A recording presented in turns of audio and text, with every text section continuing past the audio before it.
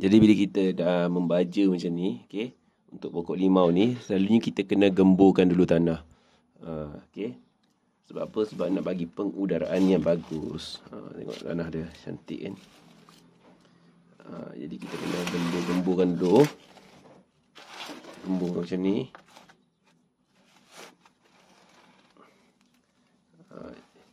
Kalau nak beli apa, untuk gembur tanah tu, carilah yang tirus macam ni. Yang ni ada kat beg kuning. Okay? Boleh tengok kat beg kuning. So gemburkan dia supaya pengudaraan lagi bagus.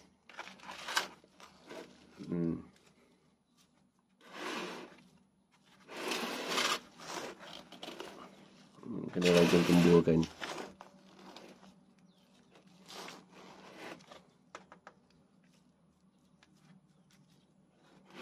Okay. Bila dah gembur-gembur macam ni, baru dah nampak tak?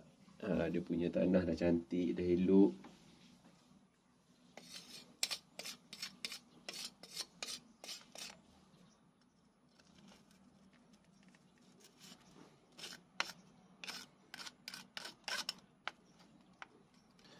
Semua tools ni ada yang kita modify sendiri. Tengok macam ni, guna batang pipe bagi panjang kan. Selalu kan yang kecil macam ni kan selalu pendek.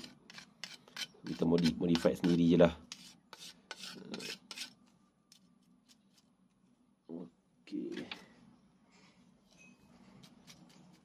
Okey, dah cantik dah.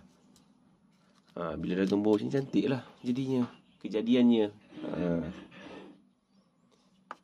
Okey.